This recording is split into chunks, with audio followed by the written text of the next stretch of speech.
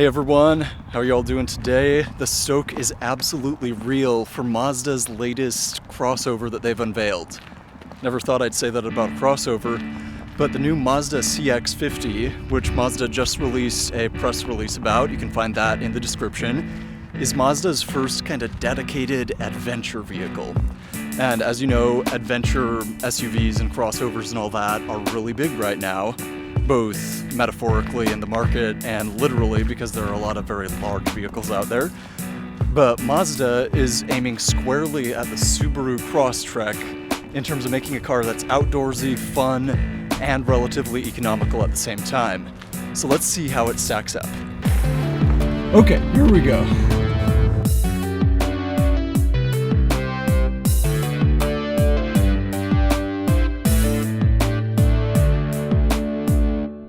Alright, so Mazda's CX-50, what exactly is it?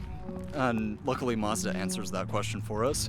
It's a kind of small, mid-sized crossover, a little bigger than the CX-30 that they currently make, and maybe a little smaller than their CX-5, which is their true mid-size crossover.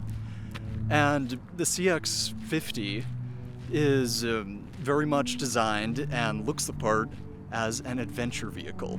You can see it's got these kind of bulkier, kind of flared fenders. It's got the chunkier kind of styling like the Kia Telluride SUV. That one also sells very well. People like the kind of mini kind of truck look. And the CX-50, I struggle with all the alphanumeric kind of car names sometimes. But the CX-50 is going to be a very adventure-focused kind of vehicle for those of us with an active lifestyle who have 2.5 kids in our family and go on lots of camping trips, say 3.7 camping trips per year. Now, that's besides the point. The marketing speak. Afternoon. Hey. That's besides the point because all of that marketing speak actually goes into a product that looks really cool. I think Mazda has really nailed the design in terms of developing something that has that perfect balance, looking both tough and cute at the same time. It's like a Jeep Wrangler in that it looks tough and off-roady, but it doesn't look like gnarly and aggressive like a lot of the trucks out there or even Subaru's products. And I think the design is very cohesive. It gets that off-road vibe very well.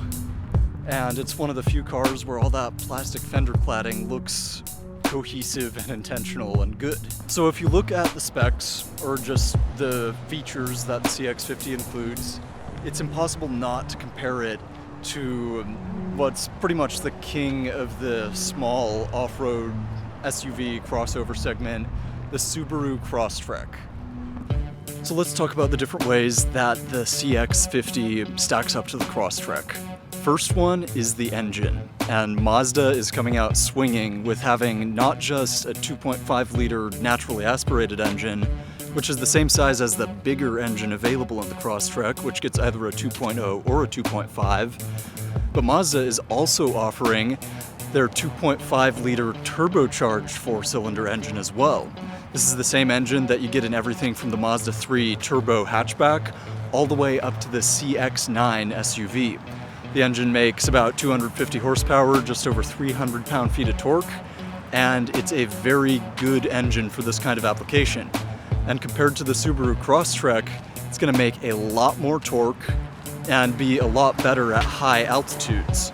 This is really important because a lot of people who want to take their Subarus camping are going to suffer at high altitudes because the Crosstrek only has a naturally aspirated engine, which relies on atmospheric pressure to get air into the cylinders and to burn fuel and make horsepower. With a turbocharged engine, like the one in the Mazda CX-50, you get a much better, you preserve your power better as you're getting up to higher altitudes because you have the turbo providing that pressure for the air to get into the engine. So already in the engine department, the CX-50 is significantly ahead of the Crosstrek. But the engine's not the only area where Mazda stacks up pretty favorably. The second area where the CX-50 stacks up very favorably against the Crosstrek is with the transmission. Now, a lot of car enthusiasts complain that Mazda only has 6 speeds in their automatic transmission, but it's still a traditional torque converter automatic with gears. Subaru uses continuously variable transmissions, and in the Crosstrek it's a CVT like that with either the 2.0 liter or 2.5 liter engine. They do offer a stick shift, which is good on Subaru for doing, but it's only available at this time in the 2.0 liter Crosstrek. So Mazda is ahead in the sense that a traditional geared torque converter automatic is going to be a little more durable in an off-road setting, which inevitably people with active lifestyles are going to take those cars to. And Mazda has proven that even with only a 6-speed automatic, they can still get very good fuel economy out of their 2.5 liter engines. The next thing that the CX-50 competes with the Crosstrek on, and I would say in my opinion, this is subjective but I think it's ahead, is how it looks. The Crosstrek looks like a tall hatchback with some plastic kind of haphazardly splattered over it. The fender cladding is all irregular in terms of shape, and overall the Mazda looks much more cohesive and it looks more like a truck. And now, this takes some explaining to explain like what that means, but essentially, the CX-50 has a boxier roofline. It's shaped more like the popular Kia Telluride or even a Chevy Tahoe or Suburban, and because of that, it looks more purposeful, in my opinion, as an off-road kind of truck vibe kind of car. And I think that works in Mazda's favor, and I think the market will probably go that direction, that having a chunkier, boxier kind of look makes the car more purposeful, and also I think Mazda has just executed it very cohesively. The fender flares make sense for the design, everything fits together, and it's just an overall nice car to look at. The Crosstrek has never had the whole, for lack of a better word, aesthetics as its main value proposition. It's been popular because it's practical, it's got all-wheel drive, and it's a good adventure car. But the Mazda has all of those things too, and it looks really cool, in my opinion. So those 3 things, the engine, the transmission, and the looks, already make that Mazda CX-50 looking like a great competitor for the Crosstrek. And my hope is that Subaru steps up their game and they make the next generation Crosstrek even more capable off-road and even more of a great adventure car. More competition in this segment is always better. Just a couple other highlights about the CX-50. A big one is that Mazda mentions in the press release that later on they will release a hybrid version of the CX-50 as well. This is really great because Mazda's been less fast to build hybrids compared to other companies, simply because they are a smaller company. They only have so much budget for research and development. But seeing that this one specifically is going to be available as a hybrid is really great. I think the idea of having an adventure vehicle that is also a hybrid that's more sustainable, gets more range out of its fuel, is not just environmentally beneficial, but also is more practical when you're on one of those long road trips or overlanding trips, and you can get more distance and more range out of the same amount of fuel. Next up, my favorite design detail on the new CX-50.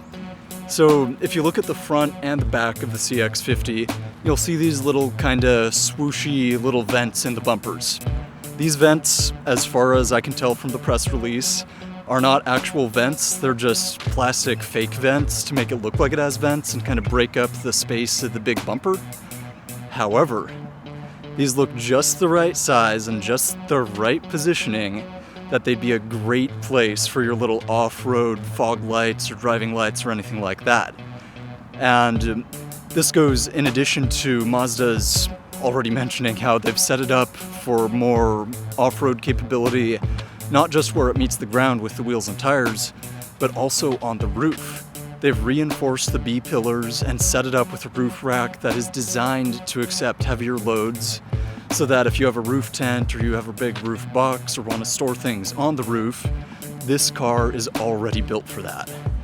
And I think those little nods to off-road capability Whether those fake vents are intentionally set up to have your little light pods in them or not, I think that's a great little detail, and it'll help make this car a better just off-road kind of choice if you want to build it as an off-road vehicle as well. And like, you know, I love adventures. I take my Chevy Camaro on off-road and camping trips and stuff like that. I think Mazda's effort in this area has been really cohesive, and I think it's got real potential to be a contender in this market. Hopefully, it sells really well, gives Mazda a lot of extra budget to bring us more fun cars like the Miata, and even maybe they'll make a stick-shift Mazda 3 turbo hatchback someday. Alright, so that's it for my thoughts on the new Mazda CX-50. Let me know what you think about the CX-50 in the comments below, whether it's something that you think would be a contender for your next car, or if you know anybody who might want this as their next car. Make sure to send this video to them, send them the press release and all that. Let them know the CX-50 exists, because this is a car that will be super fun. And thank you so much for watching this video. Again, let me know what you think in the comments. Make sure to hit that subscribe button and like this video if you liked it.